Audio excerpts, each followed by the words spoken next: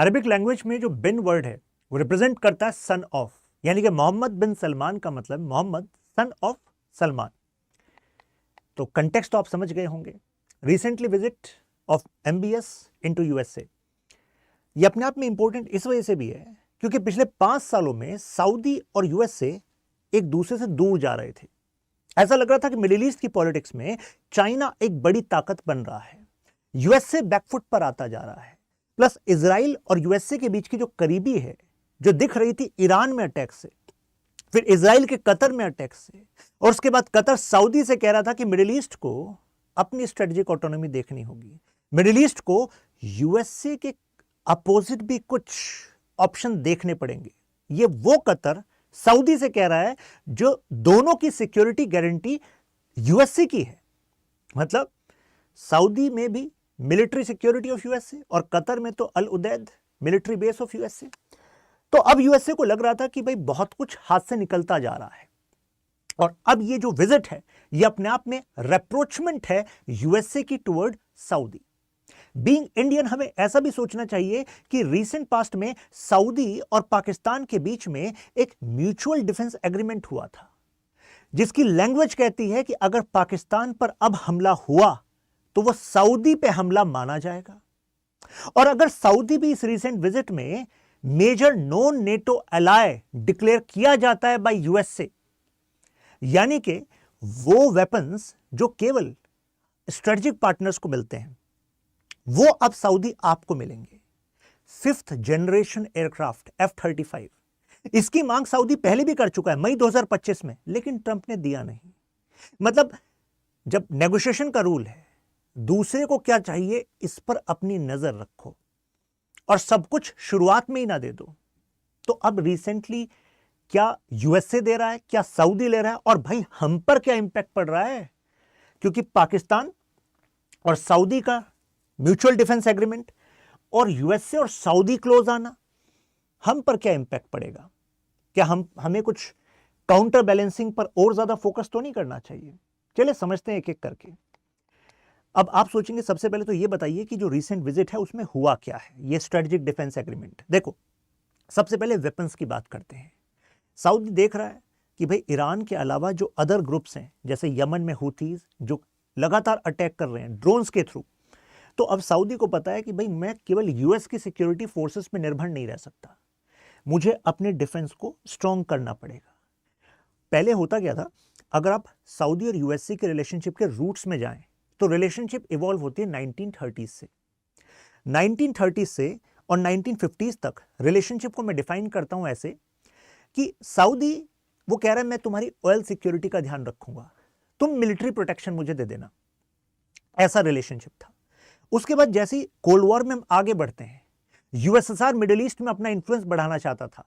उस समय पर यूएसए ने सऊदी से कहा कि देखो यूएसएसआर यहां पर इन्फ्लुएंस बढ़ा रहा है, ये ठीक नहीं है, हम यूएसआर को पुशबैक करना चाहते हैं, तुम्हारे स्ट्रेटेजिक पार्टनर बनो। तो अब जो ट्रेडिशनल बायर सेलर रिलेशनशिप थी 1960s-70s में वो एलिवेट होकर वो स्ट्रेटेजिक सेंस में बन रही थी, बट कोल्ड वॉर के पर्सपेक्टिव से, जहां पर सऊदी क्लोज होगा यूएसए के।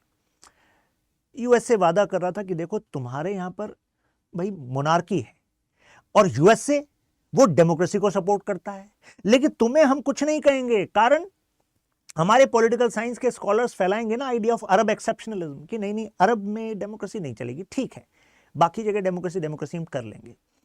तो ऐसे में एक सिक्योरिटी कवर प्लस जो रेजिम है उसको स्टेबिलिटी मिलती रहेगी, है ना। अब उसके बाद रिलेशनशिप अच्छा चल रहा था, मतलब एक स्ट्रॉन्ग पिलर माना जाता था सऊदी। लेकिन 1973 को याद करिए, मैं सारी चीजों को कनेक्ट करूंगा एक एक करके, बस ध्यान दीजिए, क्रोनोलॉजी को समझिए। 1973 में क्या हुआ था, याद कीजिए उस फेज में क्या चल रहा था, क्यों ऐसा हुआ कि सऊदी और यूएसए के रिलेशनशिप अब दूर जा रहे थे, उसका कारण क्या था, याद करो। योम किप्पुर वॉर याद आ रहा है, अरे अरब नेशंस अगेंस्ट इजराइल, और ऐसे में Israel was getting support from USA, western nation के सपोर्ट से तो इजराइल में दम आ रहा था। तो ऐसे में अब सऊदी ने कहा अब लगाएंगे ऑयल एम्बार्गो, अगर दुनिया की ऑयल सिक्योरिटी हमसे चलती है तो भाई साहब ऑयल अपने आप में हथियार है, चाहे हमारे पास टॉप नॉच फाइटर जेट्स ना हो, मिसाइल ना हो, लेकिन ऑयल अपना हथियार है, जिससे ह्यूज लॉसेस हुए यूएसए को। तो यूएसए को एक बात समझ में आ गई यार दोबारा से इतना डिपेंडेंट नहीं होना with respect to energy security. तो यहां पर भी एक बंप आया था रिलेशनशिप में। तो अब यानी कि सऊदी के लिए कुछ ऐसी परेशानियां खड़ी करनी पड़ेंगी जिससे कि सऊदी ऐसी हिम्मत ना कर पाए और मिलिट्रीली इंटेलिजेंस वाइज सऊदी और ज्यादा डिपेंडेंट रहे यूएसए की तरफ। तो बाकी कोल्ड वॉर वाले पीरियड में हम यूएसए की तरफ से ऐसे ही एफर्ट देखते हैं। अब थोड़ा सा मैं फास्ट फॉरवर्ड करता हूं स्टोरी को, लेकर आता हूं सन 2020 वाले पीरियड में। याद करो सन 2020 में क्या चल रहा है। 16 से 20 तक ट्रंप का 1.0 मतलब पहली उनकी जो सरकार थी वो चल रही थी। उस समय ट्रंप वीव करना चाह रहे थे इजराइल और सऊदी के बीच का रिश्ता on the base of Abraham accord, लेकिन सऊदी ने साइन नहीं किया। सऊदी अरब वर्ल्ड का लीडर है, अगर वो साइन कर दे कि अरे इजराइल हम तुम्हें रिकॉग्नाइज करते हैं एज स्टेट, तो उसका मतलब पता है क्या होगा? बाकी जो अरब नेशंस हैं दे वुड लाइक यार अब तो हम इजराइल के खिलाफ नहीं बोल सकते ना।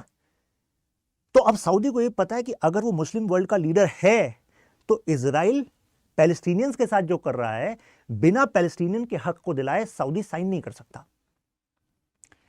तो ट्रंप उस समय कोशिश कर रहे थे, यूएई को साथ लेकर आ गए, बहराइन, इन देशों को साथ लेकर आ रहे थे और इस पर काम चल रहा था। फिर बाइडेन का टाइम आया और वहां से टाइम गड़बड़ हो गया।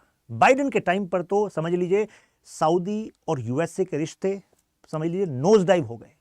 अब जो अभी चल रहा है ये एक्चुअली रेप्रोचमेंट है। अब रेप्रोचमेंट के ब्रॉडर पॉइंट्स को एक एक करके समझते हैं, फिर मैं उस स्टोरी पर भी आऊंगा कि बाइडेन के टाइम पर क्या हुआ, राइट, और अभी क्या चल रहा है। देखिए recently military point of view से इन्होंने कहा हमें चाहिए F-35, तो ट्रंप ने कहा मिलेंगे तुम्हें F-35, 5th जनरेशन एयरक्राफ्ट मिलेंगे। तो ईरान हो, बाकी आसपास के कोई थ्रेट हो, टेंशन नहीं लेना, F-35 तुम्हारी सुरक्षा में आ जाएंगे। हालांकि खुद यूएसए के एडमिनिस्ट्रेशन के कितने लोग हैं वो कहते हैं अरे तुम इनको F-35 क्यों दे रहे हो भाई, अगर ये टेक्नोलॉजी चाइना को मिल गई तो हमारे लिए दिक्कत हो जाएगी, और सऊदी और चाइना आर वे क्लोजर। याद कीजिए चाइना 2023 में बीजिंग में समिट करा रहा था, कह रहा था कि सऊदी और ईरान क्यों लड़ रहे हो आपस में यार, ईरान का दुश्मन यूएसए है ना, सऊदी वो ईरान का दुश्मन यूएसए, सऊदी तुम क्यों परेशानी ले रहे हो, तुम दोनों के बीच में आ जाओ, बातचीत कराते हैं बीजिंग में। यूएसए हिल गया था उस टाइम पे, यूएसए भी है कि भाई मिडिल ईस्ट की पॉलिटिक्स का तो बेस हमारा ये है, ईरान हमें दुश्मन समझता है, सऊदी हमारा पिलर है, दोनों को आपस में भिड़ाएंगे और मैनेज करेंगे चीजों को। लेकिन ये तो गड़बड़ जा रही है मैटर, तो यानी कि चाइना बहुत ज्यादा क्लोज आ चुका है। कुछ एग्जांपल्स अभी आपको आगे भी मिलने वाले हैं। तो कहने का मतलब ये हुआ कि चाइना के पास ये टेक्नोलॉजी गई तो यूएसए को नुकसान है। हालांकि ट्रंप एडमिनिस्ट्रेशन ने कहा टेंशन नहीं लेने का, हम अपने एग्रीमेंट में इस कंडीशन को रखेंगे कि टेक्नोलॉजी यहां से बाहर ना जाए।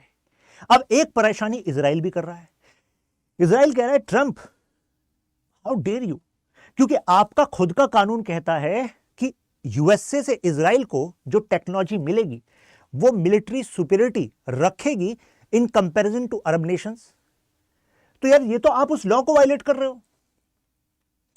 कारण क्योंकि इजराइल को सबसे बड़ा खतरा तो अरब नेशन से है, और अगर किसी अरब नेशन के पास F-35 जा रहा है तो फिर मिलिट्री सुपीरियरिटी का जो प्रॉमिस है इजराइल को वो कहां गया। तो ट्रंप किस बात की दोस्ती। तो यह भी इंडिकेट किया जा रहा है कि ट्रंप काफी टाइम से बेंजामिन नेतन्याहू को आर्म ट्विस्ट करना चाह रहे हैं कि गाजा वाले मैटर पर एग्रीमेंट साइन कर लो भाई साहब, पैलेस्टीन पर 2 नेशन स्टेट को एग्री कर लो। लेकिन नेतन्याहू मानने को तैयार नहीं है कि पैलेस्टीन को एक स्टेट का दर्जा मिले। तो कहीं ये तो वो वाली बात तो नहीं होगी कि ट्रंप कह रहे थे मान जाओ, नहीं मान रहे। देखो एमबीएस मुझसे मांग रहा था मई 2025 में, जब मैं जेदा गया था, जब वो गए थे सऊदी, मैंने नहीं दिया अब भी, लेकिन तुम नहीं माने, तो नवंबर 2025 में लो मैंने वादा कर दिया। तो क्या अब कुछ बीच का जुगाड़ हो सकता है क्या? हाँ हो सकता है, क्योंकि F-35 केवल नाम नहीं है, F-35 के साथ फिर अदर टेक्नोलॉजीज भी हैं जिसमें कि कंडीशनैलिटीज यूएस करता है। तो उन कंडीशनैलिटीज में वो ज्यादा ओपननेस देगा इजराइल को, ऐसा भी कहा जा रहा है by several defence experts reading around this, right. दूसरा वो 300 ये अमेरिकन टैंक्स खरीद रहा है, खरीद लो भाई। सिविल न्यूक्लियर एग्रीमेंट साइन हो रहा है, ये भी एक पॉजिटिव पॉइंट है। अब आप इसको ऐसे भी देखिए, सऊदी तुम्हारे पास जो है वो लगातार डिक्रीज हो रहा है। अरे ऑयल है ना तुम्हारे पास, फॉसिल फ्यूल, लेकिन यूएसए के पास जो है टेक्नोलॉजी वो लगातार इंक्रीज हो रही है। तो सऊदी गॉडफादर तो तुम्हारे यूएसए ही रहेंगे इन दिस कंटेक्स्ट। तो ऐसे में अगर तुम्हें फ्यूचर में अपनी एनर्जी को ट्रांजिशन करना है फॉसिल फ्यूल से, nuclear is a best option and in that USA companies तुम्हें हेल्प कर सकती हैं। तो इस वजह से सिविल न्यूक्लियर कोऑपरेशन एग्रीमेंट भी हुआ है और इसमें वो ये भी कह रहे हैं कि ठीक है हम साइन करेंगे कि भाई इससे हम न्यूक्लियर वेपन नहीं बनाएंगे। एंड सऊदी इज लाइक कि भाई हम क्यों न्यूक्लियर वेपन बनाएंगे, अभी अभी वो जो साइन किया है म्यूचुअल डिफेंस एग्रीमेंट पाकिस्तान के साथ, तो इसी वजह से तो किया है, वो न्यूक्लियर वेपन हमने रेंट पे ले लिए हैं। तो ये भी एक कारण है कि चलो भाई सिविल न्यूक्लियर एग्रीमेंट साइन हो गया। और ये बात बहुत अजीब थी कि जब सऊदी और यूएसए ये म्यूचुअल डिफेंस एग्रीमेंट कर रहे थे तो ट्रंप वाज मम ऑन दैट, ट्रंप ने उस पर कोई कमेंट्री नहीं करी। तो ये भी कहा जा रहा है कि इसके पीछे मतलब ये भी था कि अगर वो साइन कर लेता है तो एश्योरिटी हो जाएगी कि अब सऊदी अलग से न्यूक्लियर वेपन पे तो खर्चा करेगा नहीं। तो यानी कि अगर कोई सिविल न्यूक्लियर एग्रीमेंट हुआ तो ऐसे में एश्योरिटी हो जाएगी, ठीक है ईरान न्यूक्लियर वेपन बनाएगा, सऊदी नहीं बनाएगा। तो ये भी एक एंगल बताया जा रहा है। प्लस ये भी कहा है कि $1 ट्रिलियन, क्योंकि मई में तो उन्होंने कहा था कि भाई $600 बिलियन का इन्वेस्टमेंट आएगा सऊदी से यूएसए में, इन्होंने कहा $1 ट्रिलियन का इन्वेस्टमेंट। किस सेक्टर में? जो ये मीटिंग हुई थी, जो डिनर हुआ था, उस डिनर में था कौन? एनवीडिया, आपका ओपन एआई, मतलब कि सेमीकंडक्टर, एआई, बिग टेक जो कंपनीज हैं उनके सीईओज थे वहां पर। और ये जो इन्वेस्टमेंट है ना, ये यूएसए के टेक सेक्टर में आ रहा है। तो कहने का मतलब है कि इस समय दुनिया में जो जियोपॉलिटिक्स है उसमें एआई की जो हेजेमनी है उसकी रेस चल रही है। एक तरफ चाइना, एक तरफ यूएसए है, लेकिन उसके लिए चाहिए आपको top notch semiconductor technology. China तुम्हारे पास फाउंड्रीज है, मतलब मैन्युफैक्चर तुम कर सकते हो, ताइवान मैन्युफैक्चर तुम कर सकते हो, लेकिन अभी भी अगर हम चिप टेक्नोलॉजी की बात करें तो उसमें यूएसए सुपीरियरिटी रखता है। अगर सऊदी को अपने नियोम प्रोजेक्ट पर काम करना है सक्सेसफुली, नियोम समझ रहे हो ना, जो नेक्स्ट मतलब फ्यूचर की जो सिटी बना रहा है सऊदी अपने देश में, तो उसके लिए उन्हें इन टेक्नोलॉजीज की जरूरत है। लेकिन इन टेक्नोलॉजीज को आपको तभी यूएसए देगा जब तुम ये $1 ट्रिलियन का कमिटमेंट करोगे, इन कंपनीज में इन्वेस्ट करोगे, तब हम रिलैक्सेशन देंगे कि ठीक है ये सेमीकंडक्टर चिप्स तुम्हें चाहिए ना अपनी वो 173 किलोमीटर का जो लाइन सिटी बना रहे हो, मतलब भाई साहब लाइन बन रही है फ्यूचर की सिटी नियोम, तो उसमें तुम्हें जरूरत है, तो तब तुम्हें मिले वो मिलेगी। तो ये बातें यहां पर चल रही हैं। यहां पर एमबीएस ने कहा, लेकिन एक बात हम भी चाहेंगे एश्योरिटी कि पैलेस्टीन का स्टेटहुड करा दीजिए। तो यूएस भी लाइक ठीक है करेंगे, समझा रहे हैं इजराइल को, देखते हैं क्या होता है। अब जरा इसकी डार्क स्टोरी देखिए, क्यों मैं इसको रेप्रोचमेंट कह रहा था। बाइडेन के टाइम पे हुआ क्या, 2020 की बात है, इन्होंने कहा कि जो ऑयल डिप्लोमेसी है हम चाहते हैं कि आप हमारे साथ कोऑर्डिनेट करके चलें। तो इन्होंने कहा नहीं नहीं भाई, हमारी अपनी सॉवरेनिटी, हम तो उस हिसाब से चलेंगे। फिर हुआ क्या, जमाल खशोगी आपको याद होगा, वो वॉशिंगटन पोस्ट का कॉलमनिस्ट था, मतलब जर्नलिस्ट था। वो लीगल रेजिडेंट था यूएसए का, लेकिन वो सऊदी का सिटीजन था। अब वो पत्रकार जो है लगातार एमबीएस के खिलाफ लिख रहा था, इनकी फैमिली के खिलाफ लिख रहा था। और वो रहता कहां था, यूएसए में या बाकी देशों में? तो लीगल प्रोटेक्शन कहां थी, यूएसए की थी। अब भाई जिस पर यूएसए का हाथ है जर्नलिस्ट पे, वो जर्नलिस्ट सऊदी की फैमिली, सऊदी की सरकार के खिलाफ लिख रहा है, तो सऊदी कुछ ना कुछ तो जुगाड़ करेगा। अब वो इस्तांबुल में थे जमल खशोगी, अब वो अपनी शादी करना चाह रहे थे, एक नई शादी, तो उसके लिए कुछ पेपर वर्क उन्हें क्लियर करना था। तो इस्तांबुल में सऊदी की एम्बेसी में लास्ट पिक्चर शो हुई कि उन्होंने एंट्री करी, उसके बाद एग्जिट कभी नहीं करी। बाद में उनके पीसेस कर दिए गए उसी सऊदी एम्बेसी में। सऊदी के सिटीजन के जो लीगल रेजिडेंट था यूएसए का, यूएसए के वॉशिंगटन पोस्ट में पत्रकार था जिसको यूएसए का प्रोटेक्शन था, उसको आपने खत्म कर दिया, काट दिया। पहले डिनाई करते रहे, सीआईए ने कहा अरे ऐसा कैसे भाई, उन्होंने करा है। बाद में प्रूफ भी हो गया कि हाँ आपने किया है। किसने कराया था? कहा गया एमबीएस ने कराया था, सऊदी गवर्नमेंट ऑफिशियल्स ने ऐसा किया था जमल खशोगी के साथ। अब इसके बाद बाइडेन पे दबाव आ गया कि भाई ये क्या चल रहा है, ऐसे कर दिया जाएगा एक जर्नलिस्ट को, ओपननेस, फ्रीडम कहां गई है? सऊदी ऐसा कर रहा है, इसके साथ कैसे रह सकते हो तुम? तो इन्होंने कहा कि Saudi is a pariah state. Pariah state का मतलब उसको कट ऑफ कर देंगे जी, डिप्लोमेटिक ऑफ, कोई संबंध नहीं रखेगा दुनिया में। यूएसए ऐसा कह रहा है, तो मतलब सऊदी को आइसोलेट करने की कोशिश करी यूएसए ने, और उसका बर्डन उन्होंने कहा कि ये एमबीएस ने कराया है। उसके बाद रिलेशंस तो भाई डाउन होने ही थे। ये 2020 की बात है। 2 साल बाद वही बाइडेन अब आते हैं सऊदी और कहते हैं कि यार वो ऑयल वाली बात जरा देख लो। तो इससे पता लगता है कि भाई तुम्हारे फिर प्रिंसिपल्स कहां गए? तुम कह रहे थे पैरियर कर दोगे, तुम कह रहे थे डिप्लोमेटिकली कट ऑफ कर दो, अब आ गए आप, अब कह रहे हो कि जरा ऑयल में यार देख लो। कारण, क्योंकि भाई तुम्हारी अभी भी ऑयल डिपेंडेंस है। तुम अभी भी जानते हो कि एक बड़ा जो फैक्टर है ऑयल प्राइसेस का, वो सऊदी का प्रोडक्शन है। सऊदी ने कहा तुम हमारे खिलाफ बहुत बोल रहे हो, हमारे खिलाफ हो रहे हो, तो देखो अब हम करते क्या है। देखिए सेम इसी साल आप देखेंगे, क्योंकि इन पे मतलब एलिगेशंस लगाए गए, तो उन्होंने सऊदी ने और प्रोडक्शन को कम कर दिया। पहले actually 100,000 billion barrels per day इन्होंने कम किया था, वो अपने आप में स्लैप था यूएस प्रेसिडेंट बाइडेन पर। क्यों? क्योंकि तुम जिस काम के लिए आए हमने बिल्कुल उसका अपोजिट कर दिया, अब बताओ क्या करोगे। और इससे नेक्स्ट मंथ इन्होंने 2 मिलियन बैरल पर डे अपना प्रोडक्शन डिक्रीज कर दिया। अब आप कहोगे सर यूएसए अगर मतलब अगर सऊदी अपना ऑयल प्रोडक्शन डाउन कर रहा है तो how is it a slap on the US president face? वो इस वजह से क्योंकि भाई साहब अगर ये कम करता है ना प्रोडक्शन, तो इंटरनेशनल मार्केट में भाव बढ़ता है, और भाव बढ़ता है तो कम प्रोडक्शन करके भी वो ज्यादा ही पैसा कमाता है। बात समझ में आ रही है? तो कम मेहनत करो, कम प्रोडक्शन करो, अपने फॉसिल फ्यूल को बचाओ और इंटरनेशनल मार्केट में भाव बढ़ने दो और कमाओ ज्यादा। अब सिचुएशन इस वजह से भी ट्रिकी हो जाती है क्योंकि रशिया इन्वेड करता है यूक्रेन को, वो कहता है रशिया पर सैंक्शन लगाएंगे, तो रशिया से जो ऑयल सप्लाई यूरोप में आनी थी वो तो डाउन हुई। यहां पर आपने और डाउन कर दिया ऑयल प्रोडक्शन, तो इंटरनेशनल मार्केट में जो प्राइस बढ़ेगा उसका प्रेशर इन यूरोपियन देशों पर होगा, यूएसए पर भी होगा। बट यूएसए के पास खुद का क्रूड भी है, शेल गैस डिस्कवरी हो गई थी, उसके बाद यूएसए के जो नेट एनर्जी इंपोर्ट थे उस पर डिपेंडेंस कम हो गई थी। तो यानी कि यूरोपियन कहेंगे भैया तुम्हें कहां फंसा दिया हमें, कॉन्फिडेंस में तुमने सैंक्शन खिलवा दिया, और यहां पे तुमसे सऊदी नहीं संभल रहा, तुम कह रहे थे सऊदी तुम्हारे हिसाब से चलेगा, कहीं भी नहीं।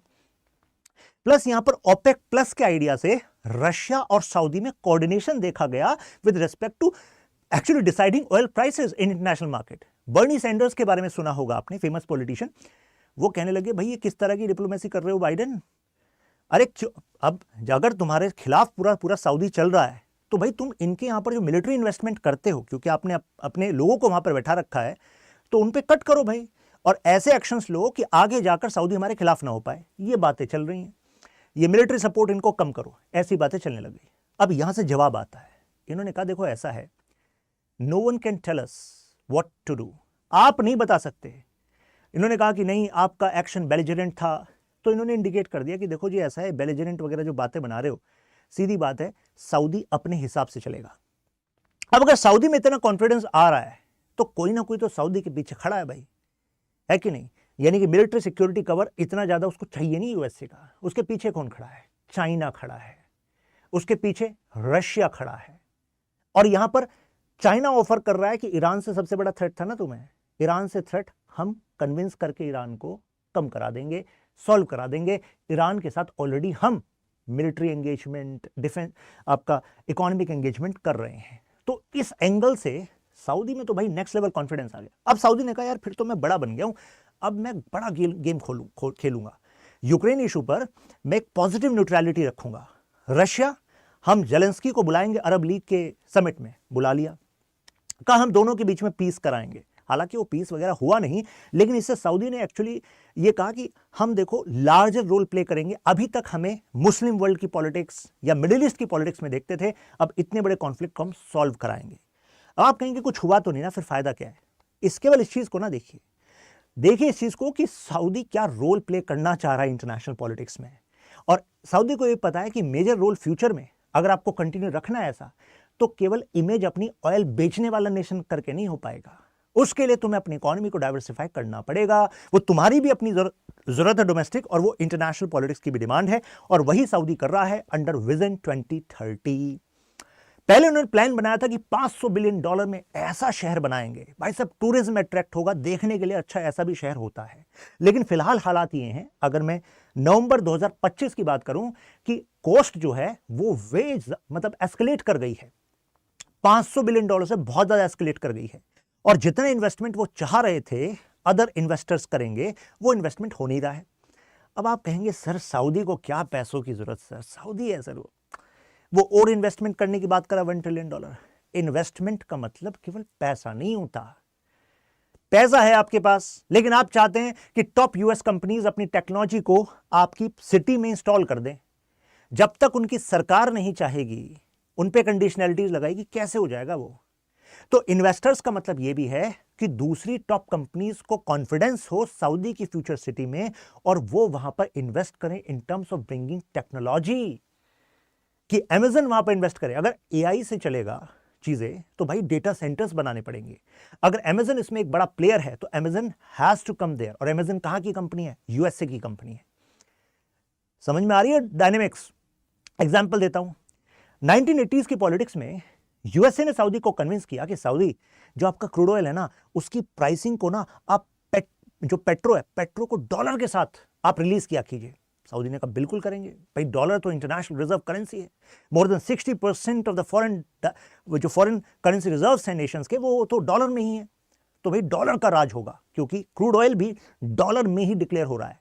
लेकिन अब क्या हो रहा है? अब तो सिचुएशन बदल रही है। सऊदी कह रहा है युआन में करते हैं, चाइना ने कहा युआन में कर दीजिए, उन्होंने कहा ठीक है करते हैं। प्लस डिजिटल युआन में पेमेंट भी ले रहे हैं एमब्रिज से। तो इसका मतलब भाई डायनेमिक्स बदल रहे हैं। जो पेट्रो डॉलर की जो हेजमनी थी crude oil, international crude oil market की, वो भी जा रही है और यहां पर युआन आगे आ रहा है। तो इसके बदले अब चाइना कह रहा है हम इन्वेस्ट करेंगे ना भाई, तुम्हें ये सिटी बनानी है ना नेक्स्ट लेवल, हमारी कंपनीज इन्वेस्ट करेंगी। डिफेंस चाहिए ना तुम्हें, डिपेंडेंस ऑन यूएसए डिक्रीज करनी है। तो जो इस साल इनके यहां पर डिफेंस एक्सपो हुआ था, उसमें 30 कंपनियां चाइना ने अपने बैनर में भेजी थी, जिसमें कि टॉप ड्रोन्स भी थे। ड्रोन्स जो सबसे बड़ी जरूरत है इस समय सऊदी की।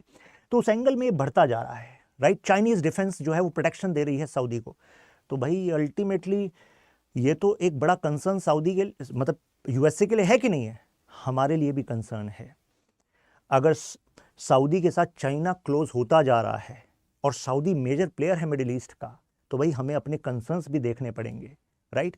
अच्छा, एक और चीज ये कहा गया कि देखो बाइडेन एडमिनिस्ट्रेशन ने कुछ काम अच्छे भी किए। G20 के टाइम पर उन्होंने डिक्लेयर किया, जब इंडिया चेयर कर रहा था, कि हम आईमेक बनवाएंगे। India, middle east, European economic corridor, वो सऊदी से होकर जाएगा, पीस स्टेबिलिटी आएगी, अब्राहम अकॉर्ड पर हम और आगे प्रोग्रेस करेंगे। लेकिन हुआ क्या? सऊदी और यूएसए में अगर क्लोजनेस आ ही रही थी तो बीच में क्या आ गया? हमास का अटैक ऑन इजराइल, जहां 1195 में इजरायली उस दिन मारे गए और उसके बाद बदले में 61,000 पैलेस्टीनियंस अभी तक मारे जा चुके हैं। यह सब कोलेटरल डैमेज कहा जाता है of Saudi USA Israel closeness. ये डायनामिक समझ में आ रहा है आपको? यानी कि कोई ना कोई तो ऐसा है जो नहीं चाहता कि इजराइल, सऊदी और यूएस के बीच में रिश्ते नॉर्मलाइज हो और आईमेक बने। आईमेक बनने से सबसे बड़ा नुकसान किसको है? जरा ये सोचिए, किसको है? भाई पैलेस्टीनियंस को तो है ही कि भाई नॉर्मलाइज हो जाएंगे रिश्ते और उनको अपना स्टेट मिला नहीं। दूसरा एंगल ये भी सोचिए कि इससे INSTC, international north south transport corridor का क्या होगा, जिसका सपना ईरान और रशिया देखते आए हैं। अरे भाई, ईरान चाहता है इंडिया से कनेक्ट करते हुए ईरान के थ्रू, सेंट्रल एशिया के थ्रू, और फिर रशिया में सेंट पीटर्सबर्ग से फिर यूरोप में कनेक्शन होगा, और ये इस एरिया का मेजर इंटरनेशनल ट्रेड कॉरिडोर होगा। इतिहास हमें यह बात सिखाता है कि जो इंटरनेशनल ट्रेड रूट पर बैठता है भाई सब पैसा कमाता है, इन्फ्लुएंस कमाता है। ईरान के पास्ट में जो पर्शिया था वो रिच ऐसे ही नहीं हुआ था, उसकी सिविलाइजेशन रिच इस वजह से भी हुई थी, एंशिएंट सिल्क रूट पर वो पड़ता था। लेकिन आज यूएसए चाहता है कि ईरान, तुम हमें दुश्मन समझते हो ना बेटा, तुम्हें साइडलाइन करेंगे इस इंटरनेशनल ट्रेड कॉरिडोर। हम आईएनएसटीसी नहीं, हम आईमेक से लेकर जाएंगे। तो कहीं आईएनएसटीसी सक्सेसफुल ना हो, इस पर फोकस ना बने, तो ईरान को नुकसान तो नहीं है? नुकसान तो हो सकता है भाई, है कि नहीं? तो ये कहा जा रहा है ये भी है, यानी कि कुछ और ताकतें भी हैं जो यूएसए, इजराइल और सऊदी के बीच के जो रिश्ते हैं उसको नॉर्मलाइज करने से रोकना चाहती हैं। तो देखते हैं भाई अब क्या होगा। तो वो कह रहे हैं इसी वजह से हमें कुछ ना कुछ करना चाहिए। ट्रंप ने रिकॉग्नाइज किया कि भाई ये तो गड़बड़ चल रही है, बाइडेन एडमिनिस्ट्रेशन में बहुत नुकसान हो चुका, और इस समय सऊदी को ऑप्शन दिख गया है चाइना। तो ऐसे में उन्होंने रिकॉग्नाइज करना स्टार्ट किया कि भाई हम एग्रीमेंट साइन करते हैं। इजराइल को कन्विंस करना स्टार्ट किया कि भाई निकालो इसका सोल्यूशन। आपको याद होगा गाजा पीस प्लान, गाजा को रीडेवलप करेंगे, ये सब जो बातें वो कर रहे थे, ये केवल इस वजह से नहीं थी कि उनका कंसर्न था गाजन्स के लिए, पैलेस्टीनियंस के लिए। उनका कंसर्न था कि भाई इस एरिया में मुझे चाइना को मेजर रोल नहीं देना, मुझे ईरान को बढ़ते हुए नहीं देखना, ईरान वहां पर मेजर रोल अदा कर दे, राइट। प्लस सऊदी जरूरी था यूएसए की इंडो पैसिफिक स्ट्रेटजी के लिए भी। इंडिया और पैसिफिक इस एरिया में अगर यूएसए को अपना वर्चस्व बनाना है, चाइना को काउंटर करना है, इंडिया का साथ लेना है, तो भाई साहब ये जो एनर्जी सप्लाई के रूट है ना, ये सबसे पहले सिक्योर रहने चाहिए, और उसके लिए सऊदी जरूरी है। आईमेक को अगर तुम्हें डेवलप करना है तो सऊदी से होकर जाएगा, तो उसके लिए भी तुम्हें सऊदी का कमिटमेंट चाहिए, और सऊदी कमिटमेंट देने के लिए तैयार नहीं था। तो इस वजह से उन्होंने कहा कि अब हम जाते हैं। मई में वो गए 2025 में, इनसे कहा कि देखो कुछ डिफेंस के एग्रीमेंट साइन कर देते हैं, जैसे $142 बिलियन कि भाई हम ठीक है, हम तुम्हें defence we are going to provide, ठीक है, हमें भी प्रॉफिट होगा, प्लस तुमसे हम इन्वेस्टमेंट चाहते हैं, प्लस जो तुम्हारे सिक्योरिटी कंसर्न्स थे उसको हम हैंडल करेंगे, राइट। और इजराइल को लेकर जो तुम्हारे कंसर्न्स हैं पैलेस्टीनियंस को लेकर, उस पर भी हम आर्म ट्विस्ट करेंगे। तो कहीं ये नहीं कहा जा सकता कि हाँ ये ट्रंप का रिकॉग्निशन ऑफ डिजास्टर है मिडिल ईस्ट की पॉलिसी में, तभी वो लगातार अब बेंजामिन नेतन्याहू पर प्रेशर बना रहे थे कि भाई इसका सोल्यूशन तो तुम्हें निकालना पड़ेगा। प्लस उन्होंने ये भी देखा कि सऊदी को खुद अब बहुत ज्यादा डेस्परेशन है कि अब वो यूएसए की तरफ आएगा, कारण सऊदी को पता है केवल चाइना, केवल रशिया पर फोकस होकर नुकसान है, उसको भी अपने आप को बैलेंस करना है। और बैलेंस करने के लिए अभी पता है मिलिट्री सुपीरियरिटी तो भाई यूएसए के पास है, तो यूएसए के साथ रिश्तों को मजबूत करना पड़ेगा, उसको रिबिल्ड करना पड़ेगा, राइट। इसी वजह से उस मीटिंग में टॉप डिफेंस मतलब जो टॉप टेक सीईओज हैं वो थे, और फिर कमिटमेंट दिया गया कि भाई $1 ट्रिलियन, प्लस सऊदी की एक जो कमी दिख रहे हैं कि इनके जो प्रोजेक्ट है ना ये नियोम वाले, ये एस्केलेट कर रहे हैं कॉस्ट में, प्लस जो डिफेंस है उसमें गैप है, जैसे थर्ड डिफेंस सिस्टम इनको चाहिए था। इंटेलिजेंस शेयरिंग में उन्होंने कहा भाई one of the best CIA की है तो वो तुम्हें मिलता रहेगा, काउंटर टेररिज्म में तुम्हें मदद चाहिए, तो ये सब अच्छी बातें इन्होंने कर दी है। इस वजह से F-35 जैसी टेक्नोलॉजी का इन्होंने यहाँ पर बात की। ये सारी कहानी मैंने अभी आपको बताई। तो कंक्लूजन के तौर पर हम क्या कह सकते हैं, यूएसए, सऊदी एंड पाकिस्तान की अगर एक्सेस बनती है तो डेफिनेटली वो हमारे लिए थ्रेट है। लेकिन क्या यूएसए सऊदी में रिश्ता मजबूत होने का मतलब जरूरी यह है कि यूएसए पाकिस्तान के साथ मिलकर हमारे खिलाफ होगा? देखिए, जियोपॉलिटिक्स में हम रिलाय नहीं कर सकते कि किसी ने हमारे साथ स्ट्रेटेजिक एग्रीमेंट साइन किया है, देखिए जी वैंस यहाँ आए थे और डिफेंस एग्रीमेंट साइन किया था, नहीं। लेकिन हाँ, हम अपने ऑप्शंस को मतलब वी नीड टू नर्चर मोर, यानी कि कुछ मामलों में हमें रशिया के साथ फर्दर क्लोजनेस रखनी चाहिए, कुछ मामलों में हमें यूएसए की जो नीड है with respect to Indo Pacific उसको देखना चाहिए, यूएसए की खुद की नीड, इंडिया की एक बड़ी मार्केट उसको देखना चाहिए।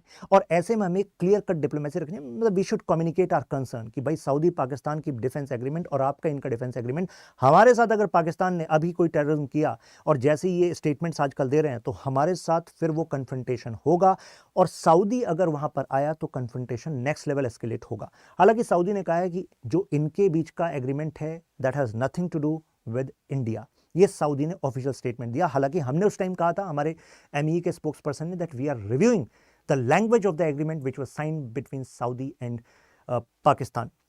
लेकिन सऊदी का कहना, भैया आपके साथ हम पंगा नहीं लेना चाह रहे। क्यों लेंगे आपके साथ पंगा, ये तो हमने इसलिए किया है क्योंकि ये न्यूक्लियर पावर तो है ही, प्लस ईरान अब न्यूक्लियर पावर बनने पर और ज़्यादा अगर फोकस करने लगा, प्लस यहाँ पर इंसर्जेंसी का थ्रेट दिख रहा है, तो इस वजह से हमने पाकिस्तान के साथ कर लिया है। पाकिस्तान में disproportionate money is already spent on army.